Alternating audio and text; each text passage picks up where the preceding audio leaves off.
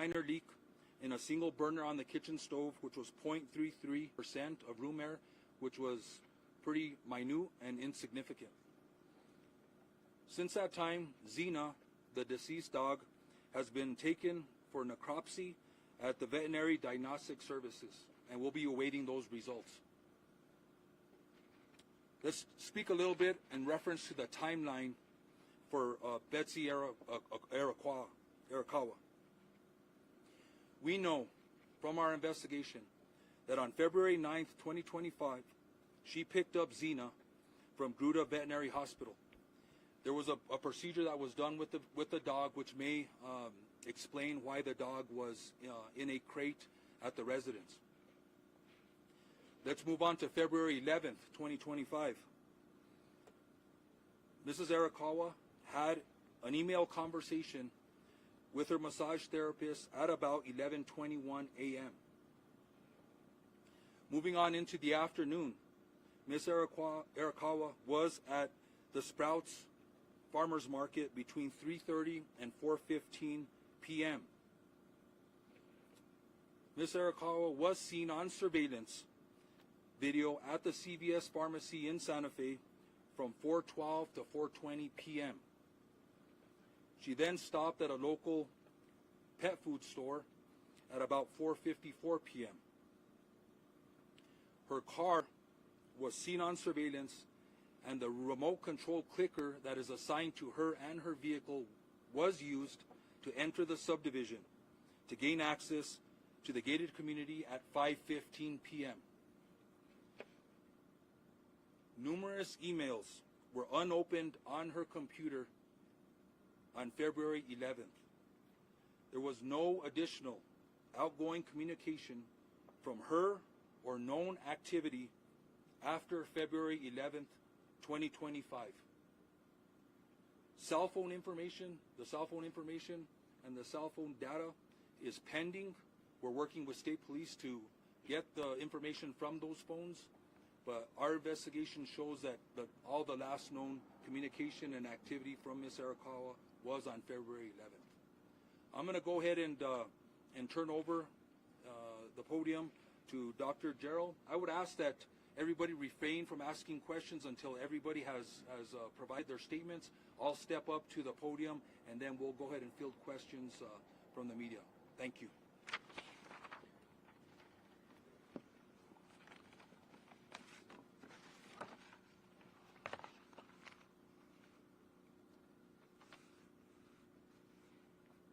Good afternoon, and thank you for being here.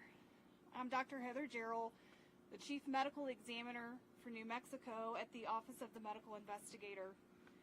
I'd like to begin by stating that it is unprecedented for the Office of the Medical Investigator to make public statements about death investigations. However, the circumstances surrounding these two deaths require accurate dissemination of important information. I've also spoken with the Hackman family prior to this conference, who are aware of the autopsy findings and conclusions and are aware of this conference. On Thursday, February 20th, I performed an autopsy on Mr. Gene Hackman. Medical examiner Dr. Daniel Gallego at the Office of the Medical Investigator performed a full autopsy on Miss Betsy Arakawa Hackman, also on Thursday, February 27th. By report, Miss Arakawa Hackman's legal name is Betsy Hackman, which is how she will be referred to hereafter. The cause of death for Miss Betsy Hackman, aged 65 years, is Hantavirus pulmonary syndrome. The manner of death is natural. Autopsy examination and full body postmortem CT demonstrated no findings of trauma internally or externally, with microscopic findings consistent with Hantavirus pulmonary syndrome.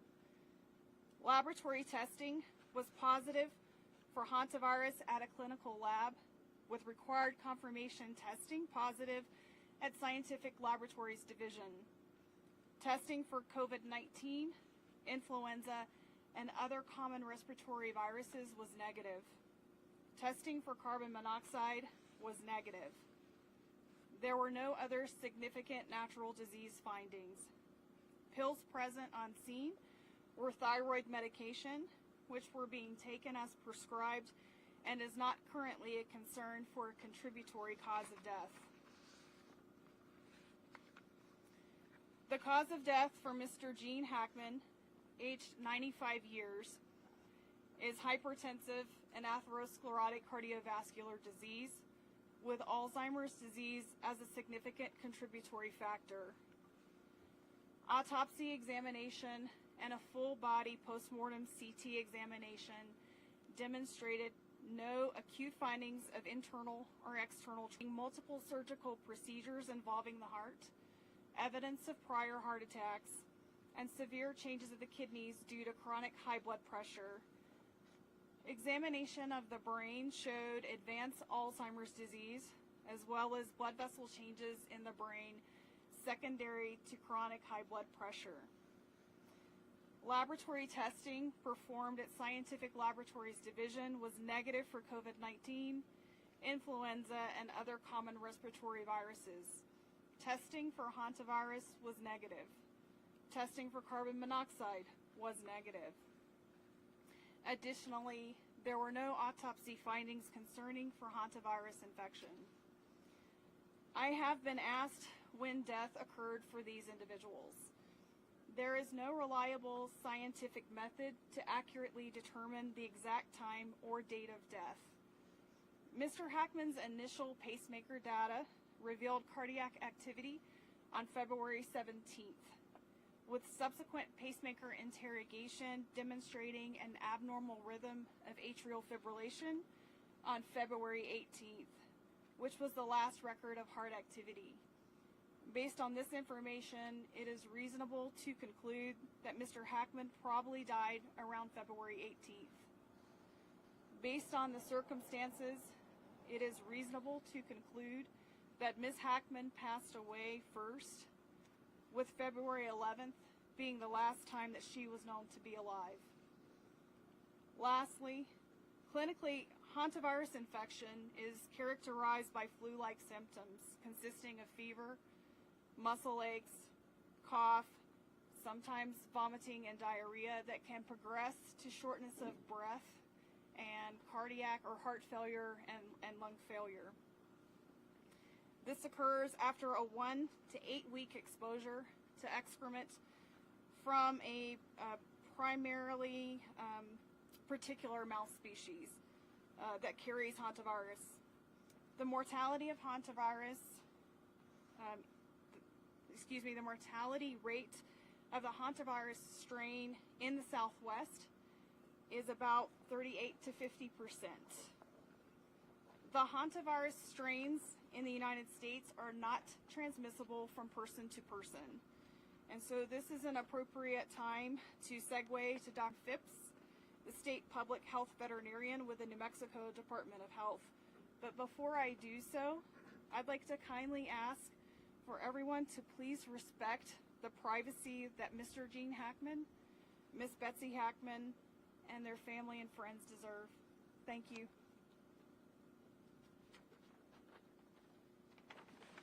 Thank you, Dr. Gerald. I will now provide additional information about hantaviruses in New Mexico. There are many different types of hantaviruses found worldwide. These viruses are zoonotic, meaning they are transmitted from animals to humans. Hantaviruses are carried by rodents. The hantavirus found in New Mexico, the sin nombre virus, is found throughout the state, primarily in deer mice, but in other rodents as well.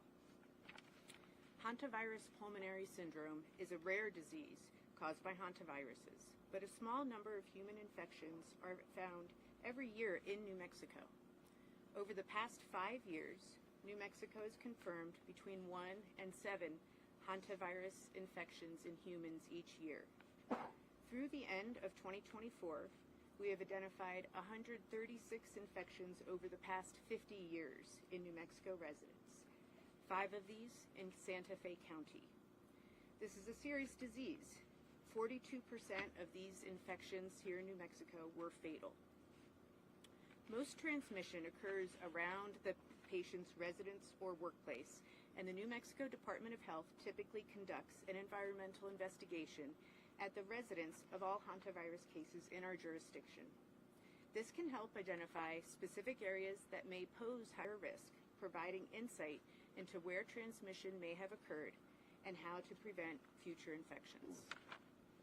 On March 5th, the New Mexico Department of Health staff conducted a risk assessment of the property, including the main residence, as well as other structures on the property. This was critically important to address concerns about health risks to first responders, as well as to inform any prevention measures needed to protect the family and other individuals entering the property in the future. We assessed the risk of exposure in the primary residence as low, similar to other well-maintained houses in New Mexico. We did identify signs of rodent entry in other structures on the property and provided information and resources about reducing the risk of hantavirus transmission related to those areas. Hantavirus can be transmitted to people through rodent urine, droppings, or saliva, so it is important to take special steps when cleaning up after rodents. Avoiding contact with or breathing in aerosolized rodent urine or feces, especially in a poorly ventilated area, is key. Detailed guidance can be found on the New Mexico Department of Health and the CDC websites, but I will provide a very brief summary now.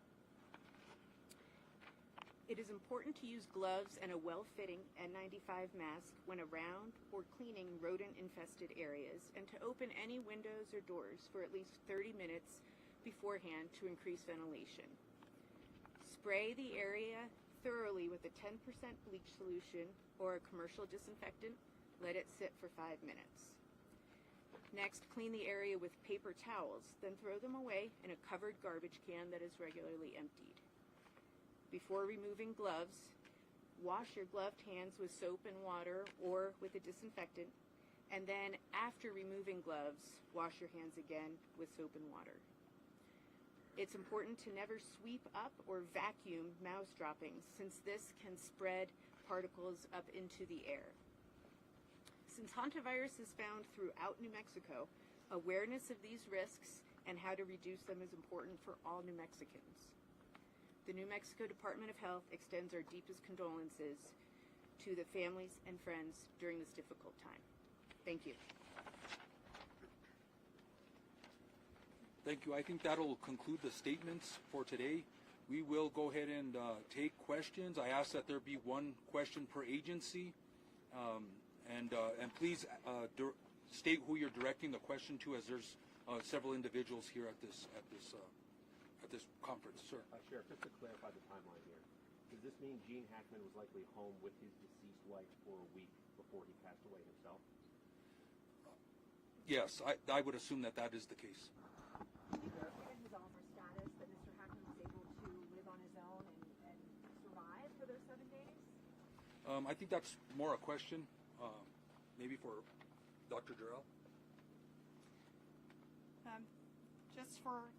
Just to repeat so that everyone could hear, the question was, do we believe that Mr. Hackman was able to live on his own and survive? The answer to that question is that Mr. Hackman showed evidence of advanced Alzheimer's disease. I'm not aware of what his normal daily functioning capability was. He was in a very poor state of health. He had significant heart disease, and I think ultimately that is what resulted in his death.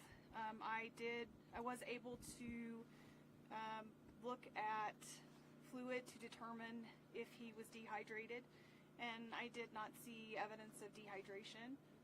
I did see evidence of very poor kidney function, and I think he died as a result of his heart disease and with Alzheimer's being that contributing factor. What about starvation? The question was, what about starvation? So there was no food in his stomach, which means he had not eaten recently, but he had also no evidence of dehydration. So based on your understanding of the progression of the Alzheimer's, do you believe that he was possibly not aware that his wife had died or didn't know what to do in that situation? It's difficult to answer. The question was he aware that Ms. Hackman had died? And I think that question's difficult to answer, but I can tell you that he was in an advanced state of Alzheimer's, and it's quite possible that he was not aware that she was deceased. This is for the sheriff. Considering the circumstances under which Mr. Hackman was found in the mudroom with his walking cane and sunglasses by him, do you think there is a possibility that he was trying to get help for his wife? That's hard to answer. Again, it's hard to get into the frame of mind of what was happening at the time. And I don't know if we'll ever have the answer to that question, whether he was going to go for help or he wasn't. Sir? Sheriff, are there any other big questions that you're trying to answer? I mean, does this answer the biggest questions you had about their death in this case? Is there anything else that you're really seeking? Yeah, so the question is there any other big questions that are left? I think a lot of questions were answered here today. I think there was, Dr. Durrell went over the cause of death, and I think a lot of those questions are answered. I think the timeline that we've been given as far as the pacemaker results and the history and evidence that we found as far as the timeline of Miss Owa, I think a lot of the questions have been answered. We are waiting on the cell phones, but I would very unlikely that the cell phones are going to show anything else. Another question? Are there any signs of, what have you learned about Mr. Hackman's communication after February 11th? Did you talk to any friends of his who had spoken with him during that week-long period, or know anything about what he was doing? So the question is whether there was any communication from Mr. Hackman or activity, and no, at this point, no. I don't know if he used cell phones or technology or emails. There's no indication of that. So right now there is no activity from Mr. Hackman. Sheriff, do you know if his pacemaker was connected to some sort of monitoring service? Was anyone tipped off that something was wrong? The question was his pacemaker connected to a monitoring service? The answer to that is that his physician, one of his physicians, had contacted me and told me that they could see the data from the 17th, but that to really get the most information from that would come from the interrogation of the pacemaker. And that's as much as I can answer, not being a cardiologist. They didn't say whether or not they were monitoring, or was his pacemaker equipped to send back data in exact time so that someone could say, hey, something's not right? I can't answer that question, I'm sorry. Sir. Was there any footage that came from the body cam from the house? I'm sorry, what was it? Was there any footage or anything that you can see from, like, body cam footage from the house? Are you talking about the body cams that the investigator, the responding personnel were wearing? Video. Is there any video? No. So there was no outside surveillance or interior surveillance that we are aware of in the residence. So there was nothing to show the activity inside or outside the residence, and not at this time, no. Dr. Jarrell, you mentioned that one of the symptoms of hantavirus is shortness of breath. We've learned before that Betsy Hackman was laying on the floor when she was found. What kind of medical episode would she have had to cause her to fall and then not be able to ask for help? The question was regarding shortness of breath with hantavirus. What kind of medical episode would we expect from somebody found on the floor? And I think to be able to answer that question fairly, I can go back to hantavirus infection, which initiates with what's called a prodromal phase. That's initially flu-like symptoms where a person has fever and muscle aches, that they don't feel well. After, of course, being exposed to rodent excrement. And that phase can last roughly 3 to 6 days. And then they can transition to that pulmonary phase where they have fluid in their lungs and around their lungs. And at that point, a person can die very quickly, within 24 to 48 hours, roughly speaking, without medical treatment. It's not uncommon to find someone down on the floor as part of a terminal collapse. so to speak, and that may very well have been what happened to So Ms. Hackman. you're estimating her time of death on the 11th, or is it possible that she collapsed and was alive for a couple of days?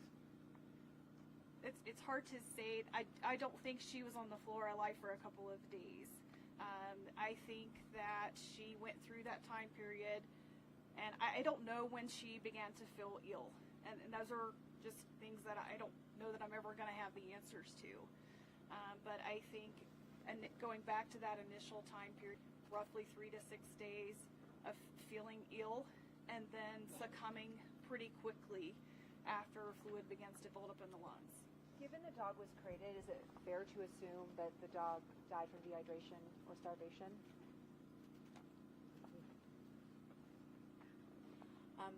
I don't think we know the answer to that. However, given the timelines presented, it is a possibility. Is it possible the dog had the hantavirus? Dogs do not get sick from hantavirus. Sure.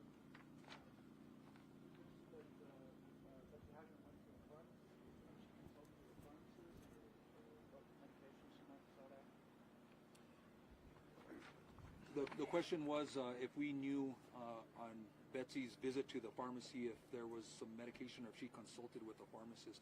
We don't have that information, and I'm not sure that we can get that information due to HIPAA laws, but we don't have that information right now. Sure. Sir.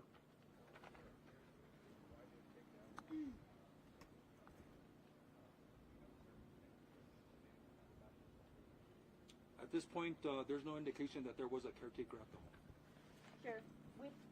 With the footage that you saw of Betsy on February 11th, was there any indication that she was feeling shortness of breath or having trouble moving around while she was running these errands? You know, we can analyze the video a little more, but it's going to be hard to tell. She was walking around, she was shopping, she was visiting stores, but my detectives didn't indicate that there was any problem with her or struggle of her getting around. So, and I believe she had a mask on also, so I'll have to confirm that, but yeah, that there wasn't any indication of that. Sasha? Sheriff, this might be for you or Chief Moya. I don't know who could better answer it, but when was the last time you guys dealt with a hantavirus case in Santa Fe County or responded to one? Yeah, the question was last time the city of Santa Fe or the county dealt with a hantavirus case. I think we're going to have to look into that. I'll get back to you. I would have to do some data before we can pull that. Have you had any communication with the CDC? Is there a concern about a bigger public health issue here when it comes to hantavirus? The CDC is aware of this case. Hantavirus is a notifiable condition nationally. All hantavirus cases are notified to them. This is not an unusual case. We get cases every year, unfortunately. So we're not seeing any indications of any abnormal or unusual patterns. We'll go ahead and take 2 more questions, and then we'll wrap this up. Is there anybody that hasn't asked a question yet? Sure. Sir. Do we know, did Betsy communicate to anyone, family, friends, that she was feeling ill? Did she make anyone aware? Again, we're going through some of the communications, and I think the cell phones may have some indications of that prior to the 11th. But as of this moment, I don't have any information that she was indicating that she was feeling ill during any communication. One more question? Since there's no sense that this is criminal in nature, are you closing this investigation? Are you still going to be releasing body camera footage from the deputies that entered the house? What happens next? So we will deal with IPRA requests as necessary. If there's body camera or any request for public information, we will be releasing that because of the law. But yeah.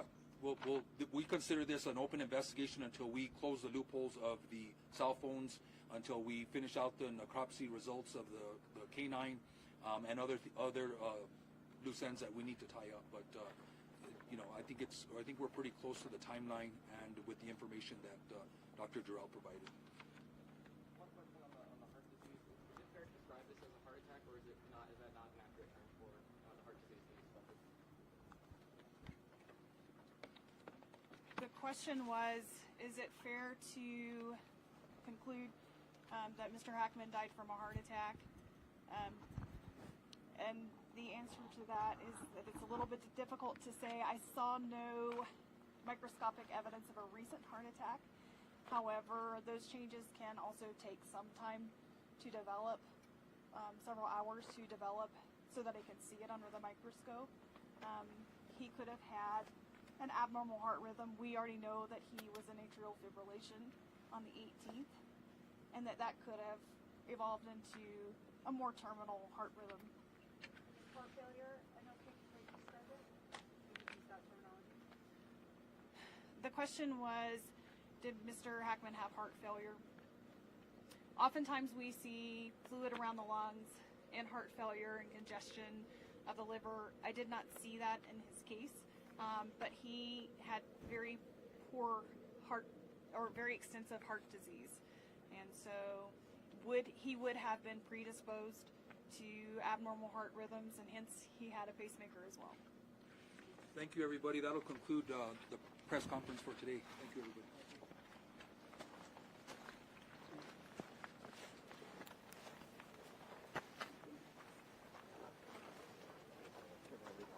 I do hear you, yeah. Hey, Gabby. Okay, if you could go as fast as possible, because I have to write World News also. They are going to take you. There was a